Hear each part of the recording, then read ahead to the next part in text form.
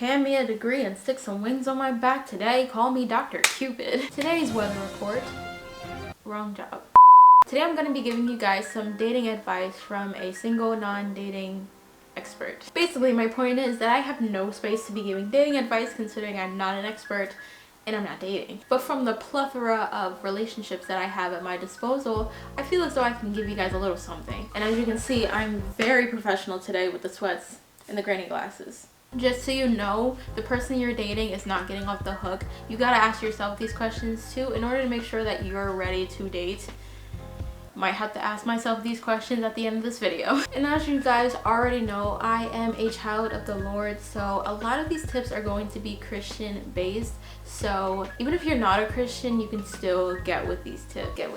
What the heck? And trying to keep up with the kids these days, it doesn't really work. First thing you want to look for in dating is what are their morals. From a Christian standpoint, my morals would be someone that loves God, someone not, you know, that you have, someone that will be willing to go to church, read our Bibles, have coffee dates, all that good stuff. Someone that's dedicated to their goals, someone that believes in family and wants a family, the same things that you believe in. Like, you really want someone that's on the same page as you, because you don't want to marry someone who's a sociopath. But if you're both sociopaths, then it's gonna work out great in your favor. But the second one is, do they love themselves? I think it's very important to make sure that we're asking this question. I think that how you treat yourself is a direct reflection of how you're going to treat not just other people, but how you're going to treat your environment.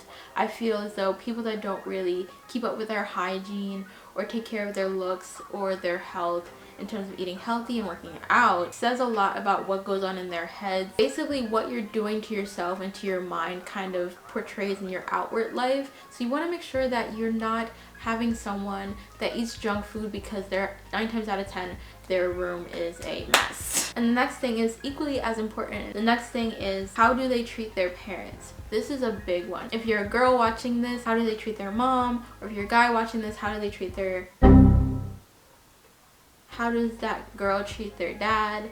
Or their relationship with their dad. Their relationship doesn't have to be perfect. Me and my dad do not go to daddy-daughter dinners, although that would be something that I would love to do. Dad, hit me up. But it's not like the end-all be-all. If they don't have the best relationship with their parents, they at least have to have some respect for their parents. That's why I said, how do they treat their parents? I think it's also very respectable to give your parent credit for giving birth to you and for being the person that you are, regardless of how horrible they are. Maybe the basic thing that they did was give birth to you or was part of the conceiving process.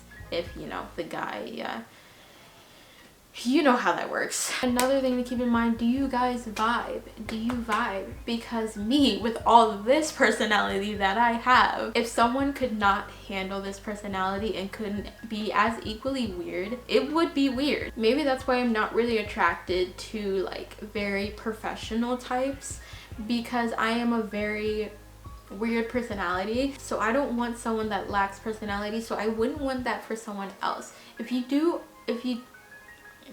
But the reason why this is so important is because at the end of the day, relationships end up in 2 ways. You either stay with that person for the rest of your life or you break up. And if your goal is to stay with that person for the rest of your life, then you want someone that you can vibe with. You're going to be stuck with this person for the rest of your life. You're going to be living together, doing life together. You want to be with someone that you can get along with, that you have a good connection with, that you can have a friendship with. All that encompasses like your vibe and your personality. Like, you want to make sure that you can sense out how you guys vibe, because someone may look good on paper, like he may have his 6-pack, be 6 foot, all that good stuff, but if you guys have no personality, he's just a nice looking chocolate bar to look at. I don't freaking know. And that's for my fellas too. I know that she's beautiful, that girl that you see at church on the worship team, praising the Lord.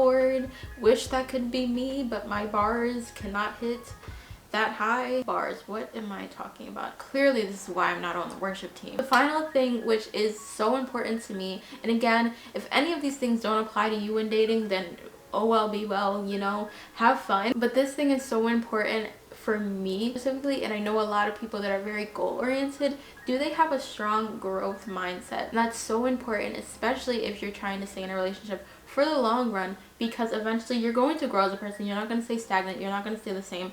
I can tell you that through the craziness that we went through in 2020, that I'm not the same person I was a year ago. Like, for sure, I am not. So you want to make sure that they have a growth mindset, because you're going to grow as people, and hopefully towards the better, and not fall back into, because I don't think that's is that really growth if you're like falling back? I don't think that's growth. I think that's depreciation, or whatever the word is. I'm saying big words today. My point is that you're going to change over time, especially if you start the relationship at a very young age, probably like my age, and you start developing. Your 20s you develop a lot, and in your 30s I'm pretty sure you develop a lot. So you're going to change as people. You're going to mature.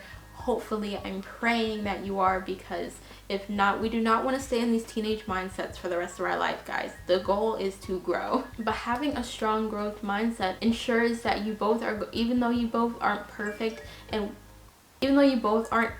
if one person's a little bit further ahead, they can help the other person get to the other side. Like, you're going to have tough times in a relationship, and if you only have one person willing to grow and the other person's not willing to grow, you're going to really butt heads a lot. There's going to be some jealousy, there's going to be some envy, there's going to be a lot of disagreements, and it's going to be really hard. So having someone looking for that growth mindset in the dating stage will save you later on, because change is inevitable.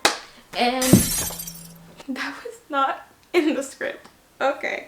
As you can see, this video is a little bit different than a lot of videos on this channel, because I'm trying to show a little bit more of my quirky personality. Notice how we mentioned that, and I hope you can vibe with. Okay, I'll go home. But always leave comments down below what videos you guys want to see. Let me know what other dating related videos you guys want to see throughout the month of February, and I will see you guys in the next video. Peace out, Girl Scouts.